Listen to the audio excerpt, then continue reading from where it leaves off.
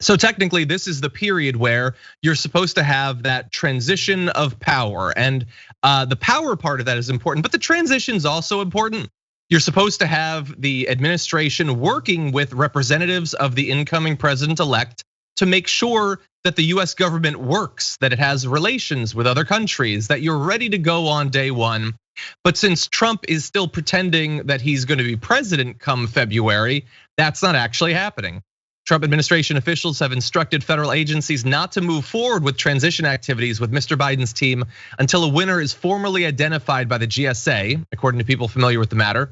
And this comes up in a lot of different areas, many of which are concerning if you want the US government to, I was gonna say continue to function, but I sort of mean start to function. Officials at agencies across the government who had prepared briefing books and carved out office space for the incoming Biden team to use as soon as this week were told instead that the transition would not be recognized until the GSA approved it.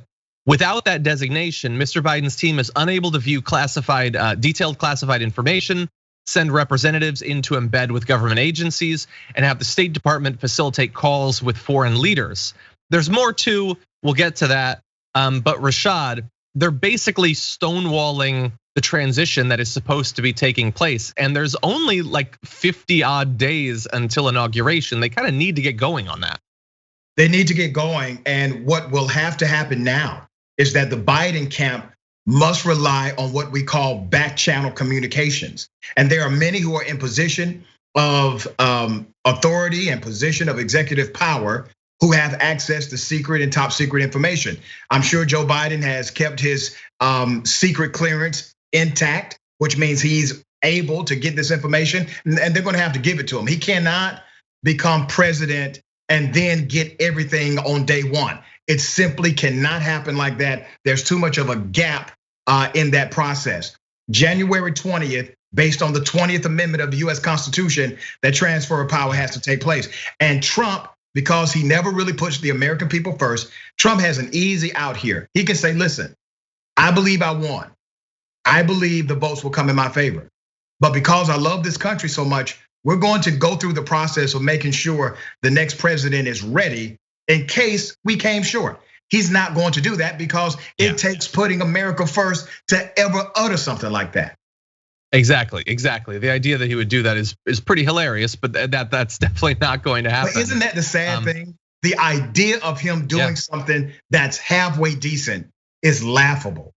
Yeah, putting the country ahead of himself, putting insert a noun ahead of himself. He's not, he just doesn't have it in him. And so, I mean, like our country is facing multiple crises. Biden is doing some stuff independently, setting up the COVID task force and all that stuff. He can do that, but even those individuals they have to start talking to the CDC and other, elements of government, and they're not going to be able to do that. Some more stuff that's being blocked right now. Mr. Biden is unable to receive the same intelligence briefings as the president. As the Democratic nominee, he's been given intelligence briefings, but they're not as detailed as what the president receives. Although, to be fair, we've known for a couple of years that those intelligence briefings are mostly not being read, and where they're read, they've had to be crammed down to tweet size.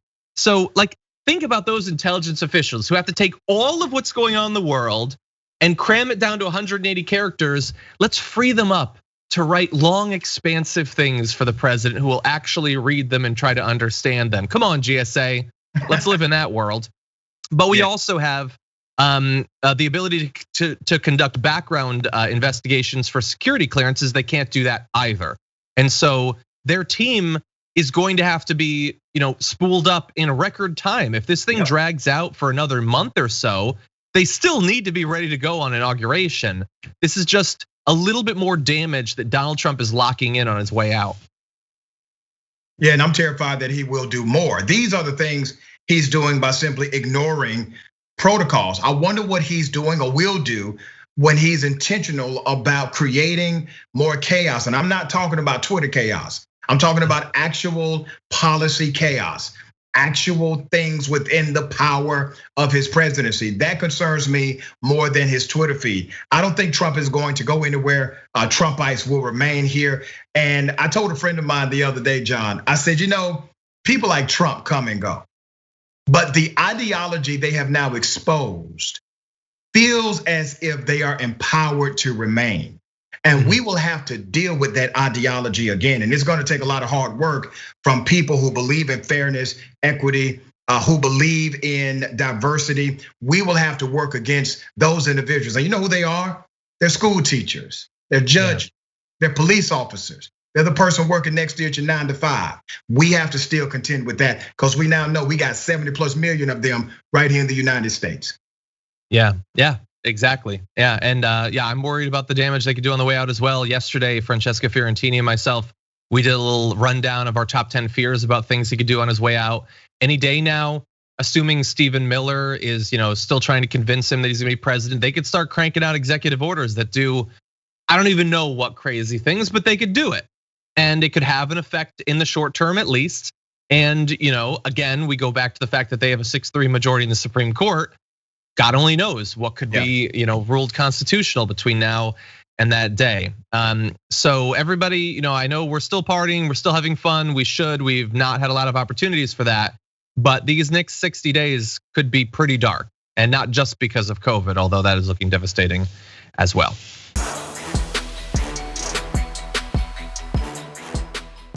For more political news breakdowns, interviews, stories of activism, and me trying my hardest to care about the occasional big celebrity news story, subscribe to our YouTube channel at youtube.com/The Damage Report. And you can ring the bell wherever it is so you don't miss anything.